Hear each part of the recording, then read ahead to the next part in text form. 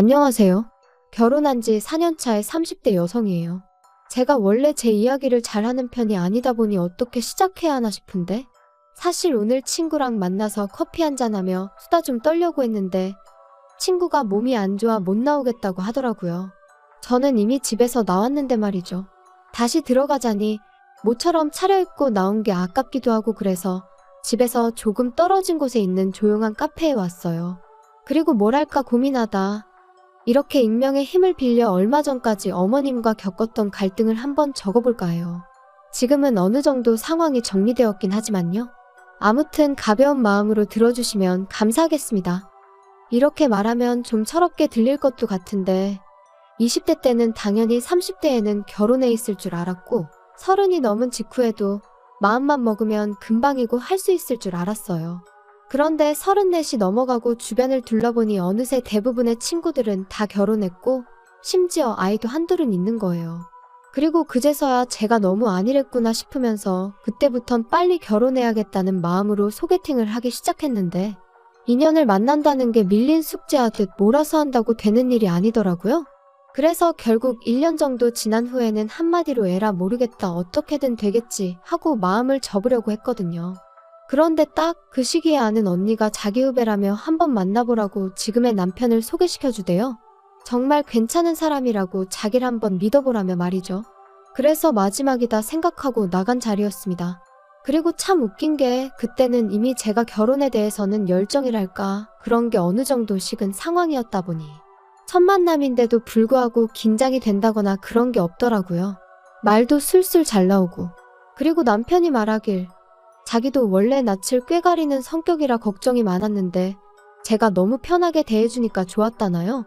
아무튼 첫 만남이 그렇게 된 거였고 이후로는 누가 먼저랄 것 없이 연락을 주고받다가 자연스럽게 연인 사이로 발전하게 되었죠. 둘 다 나이가 적지 않다 보니 확신이 있는데 못하러 시간을 끄냐며 알게 된 지 1년 3개월 만에 결혼도 했고요. 하지만 남편과의 결혼 생활은 생각만큼 쉽지만은 않았습니다. 그건 바로 끝도 없이 무언가를 바라시는 시부모님과 그런 시부모님께 딱 잘라 입장을 밝히지 못하는 남편의 우유부단한 성격 때문이었죠. 일단 저는 결혼 전에 시부모님하고는 딱 2번 만난 게 전부였어요. 그리고 그 2번마저도 처음 결혼 허락을 받기 위해 시댁에 인사를 드리러 갔던 날과 상견례 날이었다 보니 솔직히 시부모님이 어떤 분들인지 파악할 여유 따위는 없었거든요.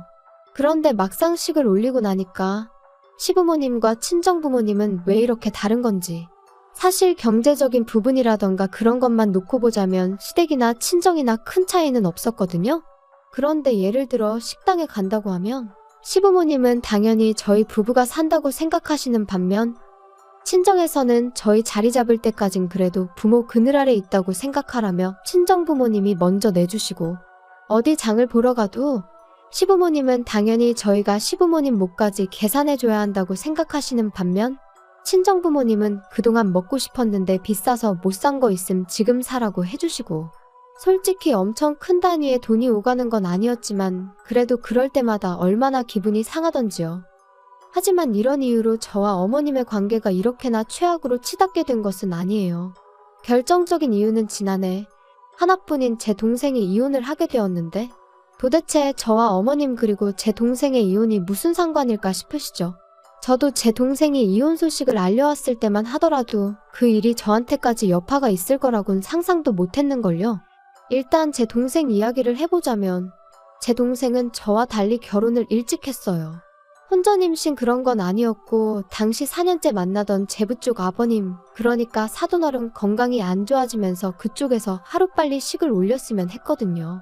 사실 어차피 결혼 이야기는 오가던 사이고 다만 때를 정하지 못하고 있던 커플이었기에 그게 큰 문제는 되지 않았고요. 아무튼 그렇게 둘이 결혼하고 1년 만에 아이를 갖고 또 10개월 후에는 건강한 아들을 낳았고 솔직히 저랑 달리 여동생은 한마디로 교과서 같은 인생을 살았어요. 그런데 지금으로부터 2년 전 당시 조카 나이가 7살이었는데 사고로 세상을 떠났습니다. 동생은 임신을 하면서 직장을 관뒀다가 조카가 5살이 넘어가자 다시 일자리를 알아보기 시작했어요.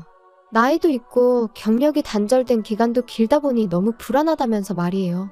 말이 나왔으니 말이지만 사실 자기 하는 일에 워낙 자부심도 있었고 좋아했던 동생이었기에 회사를 관둬야 될 것 같다고 했을 때는 제가 다 속상하더라니까요. 친정부모님 또한 나름대로 힘들게 뒷바라지한 딸이 결국 전업주부로 살게 된 걸 무척 안타까워하셨고요. 하지만 결국 보란듯이 동생은 재취업에 성공했어요. 그러니 저희 친정은 말 그대로 축제 분위기가 따로 없었답니다. 하지만 얼마 후 만났던 동생의 표정은 어쩐지 밝지만은 않더라고요. 그리고 나중에서야 말하길 사돈어른께서는 동생의 재취업을 무척이나 못마땅해 하셨다대요. 다시 직장에 들어가겠다 했을 때부터 결혼하고 아이를 낳고 했으면 이제 여자 김지영이 아니라 남자 박지훈의 아내이자 박준우의 엄마로만 살아야 한다면서 자꾸 내 인생이 어쩌고 그러면 안 된다고 그거 아주 못된 짓이라고 그러셨다나요? 상견례 때 배웠던 사돈어른의 이미지와는 너무나 상반되던 여동생의 말에 저도 저희 친정부모님도 크게 충격을 받았어요. 아무튼 그리고 이후로도 걸핏하면 그깟 몇 푼 벌어온다고 유세 떠느라 네 할 도리를 똑바로 못하면 가만 안 두겠다. 네 친정엄마한테 전화해서 너 데려가라 할 거다. 정말 별의별 소리를 다 하셨더라고요. 하지만 이후로 동생은 직장생활도 육아도 그런대로 잘 병행해 나가는 눈치였어요. 그런데 2년 전 그날 동생 말로는 갑자기 회사에서 지방에 있는 공장에 다녀오라고 하더랍니다. 진행 중인 프로젝트에 차질이 생겼네 어쩌네 하면서 직접 현장에 가서 사진을 찍어오랬다나요. 그리고 동생은 그걸 싫다 좋다 할 위치가 아니었기에 어쩔 수 없이 제부한테 전화해 잊지 말고 아들을 유치원에서 픽업하라고 했다는데 제부가 그만 그걸 깜빡했던 거죠. 그리고 그 사이에 혼자 집에 오던 조카가 버스에 치여 며칠 동안 병원에 입원해 있다가 세상을 떠났어요. 이 일로 양쪽 집안에서는 당연히 난리가 났습니다. 아니, 난리 정도가 아니라 말 그대로 초상집이 되어버렸죠. 그런데 어이없게도 이런 와중에 제부 쪽에서 동생 탓을 하기 바쁘더라고요. 애시당초 엄마라는 여자가 밖으로만 돌아다니 이런 일이 생길 수밖에 없었다며 어찌나 비난을 해대던지. 하지만 저희 쪽에서 보기엔 동생의 부탁을 깜빡한 제부가 더 잘못한 거 아닌가 싶었거든요. 그리고 막말로 조카는 제 동생 혼자 낳았냐고요. 그렇지만 동생이 그래도 자기 남편한테는 뭐라고 하지 말라고 그 사람은 자기한테 미안해하고 죽을 만큼 괴로워한다면서 감싸는데 아무튼 그때를 생각하면 지금도 가슴이 찢어지게 아프고 우라가 치밀고 그래요. 그리고 결국 그렇게 시달리던 동생이 제부한테 이혼하자 했어요. 같이 있으면 애가 더 생각나고 결국 당신도 미워지고 서로가 더 불행해지는 것 같다면서 제부한테 제발 놓아달라고 그랬다대요. 그리고 이혼만큼은 절대 못한다던 제부도 결국엔 동의했던 거지요. 그런데 여기서 제부가 생각지도 못한 얘기를 꺼냈습니다. 자기 엄마 때문에 많이 힘들었겠다며 가족이 살던 아파트를 제 동생 명의로 바꿔줬거든요. 참고로 동생은 조카가 죽고 나서 청소기 필터에도 조카 머리카락이 있다며 못 비우고 있을 정도로 조카의 흔적이 조금이라도 남아있을 법한 물건부터 시작해 조카가 쓰던 방까지 정말로 애착이 컸어요. 그래서 이혼하자 했을 때도 집을 처분할 수도 없고 어쩌면 좋으냐고 무척이나 걱정했었죠. 조카가 쓰던 방은 도저히 정리할 자신이 없다면서 말이에요. 그리고 다행히 그 마음을 제부는 알아줬던 거죠. 그런데 이 이야기를 들으신 어머님께선 말 그대로 막말을 쏟아내셨습니다. 그래도 네 동생은 참 재수도 좋다면서 남들 같으면 애 죽인 애미라고 손가락질 받았을 거라나요? 그리고는 그 남자 부모는 아파트명에 바꿔준 거 아는 거냐? 모르니 가만히 있지 알면 그냥 둘 리가 없다. 우리 집 같으면 어림없다. 뭘 잘했다고 재산까지 낼름 받아먹냐. 그리고 제 입장에선 당연히 이런 소리를 듣고만 있을 수는 없더라고요. 그래서 어머님한테 저희 친정일 가지고 이러쿵저러쿵 하지 마시라고 저도 한번 신우 얘기 가지고 막 떠들어 볼 거냐 그랬어요. 그리고 아파트를 받았다고 제 동생이 받은 상처가 아무는 거 아니다. 하지만 그나마 아파트 줄 형편이라도 되는 집이니 얼마나 다행인지 모르겠다고. 까놓고 말해서 신우는 지금 이혼당하기라도 하면 집은커녕 차나 한 대 받을 수 있겠냐고요. 사실 저희 친정이 조카 장례 치르고 동생 이혼으로 시끄러웠던 동안 시댁이라고 아무 일도 없던 게 아니었어요. 남편에게는 위로 4살 많은 누나, 그러니까 저에겐 신우가 있는데 신우가 씀씀이가 장난이 아니었거든요. 누가 보면 진짜 재벌집 딸인가 싶을 정도로 비싼 물건도 척척 사나르고 어머님한테 선물도 자주 해드리고 뭐 자기 돈 자기가 쓴다는데 누가 뭐라 하겠냐마는. 그런데 심해부가 서울로 올라오게 되면서 그동안 신우 씀씀이의 비밀도 만천하에 드러나게 되었습니다. 심해부가 다니던 전 직장은 지방에 있었고 그러다 보니 이런저런 문화적 복지라던가 혜택이 많은 건 아니었는데 딱 하나 정말 부러웠던 거, 그건 바로 사택이 있다는 거였어요. 사실 남편에게 듣기로 심해부나 신우나 결혼할 당시 모아둔 돈도 없었고 양쪽 집안에서 그렇다고 크게 도와줄 형편도 아니었다 보니 사택은 정말 큰 도움이 되는 상황이었다대요. 그런데 이제 두 사람 사이에 아이가 생기면서 신우는 무슨 생각이었는지 모르겠지만 심해부는 종종 애는 서울에서 키워야 된다 그런 소리를 하더라고요. 그리고 그 소리는 애가 커갈수록 더 자주 들려왔는데 그 집이 원래 엄마인 신우보다 아빠인 심해부가 더 자식 교육에 열을 올리는 편이었거든요. 아무튼 그래서 심해부가 서울에 올라오고 싶은가 보다 올라오겠구나 싶더니 기어이 서울에 있는 회사로 이직에 성공했다면서 2달 안에 이사를 온다는 거예요. 그리고는 신우더러 그동안 모아놓은 돈에 대출받아 전세라도 구하게 알아보라 했던 건데 문제는 심해부의 생각과 달리 신우는 한 푼도 모아놓지 않고 그동안 심해부가 벌어다 준 돈을 다 써버렸던 거였죠. 신우는 자기 이러다 이혼당한다며 하루가 멀다 하고 어머님한테 연락을 해대는 눈치였어요. 그리고 그렇게 어머님이 내리받은 스트레스는 고스란히 저희 남편한테 전달되어졌죠. 어머님께선 이러다 네 누나 이혼당하면 어쩔 거냐고, 가만히 보고만 있을 거냐, 네 누나가 얼마나 너한테 잘했냐 하시며 남편을 들들 볶으셨는데 사실 신우가 얼마나 저희한테 잘해준 건 없어요. 저는 싫다고 필요 없다고 하는데도 자기가 쓰다 질려버린 명품백을 준다던가 심해부가 안 입는다며 비싼 옷을 남편에게 가져다주는 일이 몇 번 있긴 했지만 솔직히 고맙기는커녕 부담스럽고 짐스러워서 돌려준 지 오래였으니까요. 아무튼 이런 식으로 몇 번 통화가 오가더니 하루는 어쩐 일로 어머님이 남편이 아닌 저한테 연락을 해오셨어요.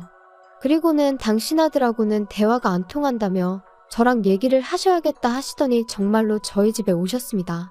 그리고 사람이 직감이라는 게 있으니까 잘은 몰라도 제가 듣고 싶은 소리는 아니겠구나 싶대요.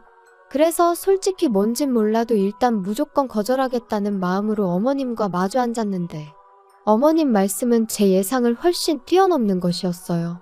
제 동생 이야기를 꺼내시면서 거기서 동생이 혼자 살지 않냐 하시더니 그러지 말고 그 집을 신우한테 잠깐이라도 내주면 안 되겠냐셨거든요. 어차피 제 동생은 이참에 친정에 가 있게 하라는 나름대로 대안까지 제시하시면서 말이죠. 어이가 없어서 제가 그게 말이 되냐 제발 상식선에서 얘기 좀 하시라고 화를 냈어요.